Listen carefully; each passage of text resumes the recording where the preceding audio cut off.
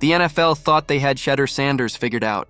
To most critics, he was just another privileged kid riding his father's legendary coattails, a nepo baby, handed opportunities rather than earning them.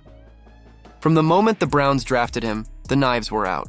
Analysts dismissed him as a sideshow, a brand ambassador masquerading as a quarterback. Cleveland fans rolled their eyes, sure this was nothing more than a marketing ploy. And then came September 2024, when longtime Cleveland radio host Tony Rizzo dropped the kind of bombshell that can derail a rookie career before it even starts. Rizzo's sources claimed Shedeur wasn't even running scout team. He was standing around watching others practice while Bailey Zapp took the reps. It was the worst possible accusation, that a rookie quarterback, especially one with a famous father, thought he was too good for the grunt work. Within hours, the story caught fire. ESPN ran segments. Fox Sports debated it endlessly. Twitter turned it into a meme, and for 3 straight days, Nepo Baby trended. Everyone piled on. Brett Coleman mocked his decision-making. YouTube channels roasted him with 20-minute compilations. Alex Smith went on live television and questioned his intelligence. It was the kind of storm most rookies don't survive. A third-string quarterback with no goodwill to burn, already branded as lazy, entitled, and clueless. But while the sports world sharpened its knives, Shedeur did something strange. He smiled. Not the forced, defensive grin of someone trying to cover embarrassment. The kind of smile you wear when you know something nobody else does. That something came out weeks later in a Cleveland.com interview. Shadur sat down, relaxed, calm, and dismantled the entire narrative in a few sentences. Not only was he running scout team, he called it 6 games a week. Every practice was game day. He praised the receivers grinding on the practice squad, calling them explosive, saying they just needed an opportunity. He joked about the absurdity of facing Myles Garrett every day. You ain't getting sacked by Myles anyway. Other teams don't have Myles Garrett. It wasn't bitterness. It wasn't entitlement. It was joy. He wasn't avoiding the grind. He was embracing it. And just like that, the story Tony Rizzo's sources had fed him crumbled. Bill Musgrave, the Browns quarterback coach, confirmed it. Every quarterback was getting scout team reps. Shedeur was putting in the work. The lie had traveled around the world before the truth could lace its shoes, but the truth was now undeniable. The rookie everyone had labeled a spoiled bust was quietly building something far more dangerous: credibility.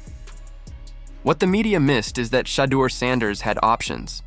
When draft day passed and his name didn't get called until the 5th round, multiple teams were waiting on the phone. Quarterback-needy franchises saw developmental potential. Others saw his brand value as icing on the cake. But Shedeur shocked everyone. He chose Cleveland, the one team with no need for him. The Browns already had Deshaun Watson locked into a fully guaranteed $230 million contract. They had a backup plan in place. They had no interest in grooming Deion Sanders' son. Analysts called it career suicide. Why go somewhere you're not wanted? Why sign up to be a third stringer buried on a depth chart? Why attach yourself to a franchise known for eating young quarterbacks alive? But Shedeur's decision wasn't stupidity. It was strategy. He knew Cleveland gave him what other franchises couldn't: time. No pressure to start. No desperate fan base demanding he save the season. Just a laboratory where he could develop quietly, every single day, while cashing NFL checks and building a brand. And that brand? It exploded before he even took an NFL snap. Nike signed him. KFC ran commercials with him. His social media content consistently pulled 10,000 engagements minimum, dwarfing numbers from actual starters who could barely scrape 2,000. While pundits mocked his supposed arrogance, he was cashing checks most rookies could only dream of. Cleveland drafted him for trade value. What they got instead was a marketing goldmine. But behind the business deals, something deeper was happening inside the Browns facility. Every day, Shedeur was practicing against one of the league's best defenses. Myles Garrett, Denzel Ward, a front seven built to humiliate quarterbacks. Most rookies would be crushed. Shedeur thrived. He saw it as 6 games a week. 6 chances to sharpen his reads. 6 chances to feel pressure and make decisions.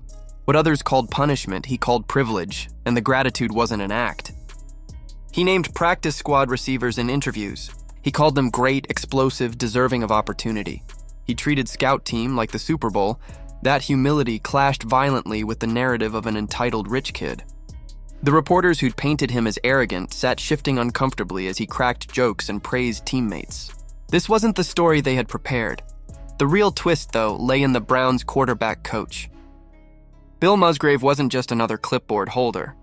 Decades earlier, during Deion Sanders' Super Bowl runs with the 49ers and Cowboys, Musgrave had been a backup quarterback. He barely saw the field, grinding in anonymity while Deion racked up highlight reels. But in one of those blowout Super Bowls, Deion went to bat for him.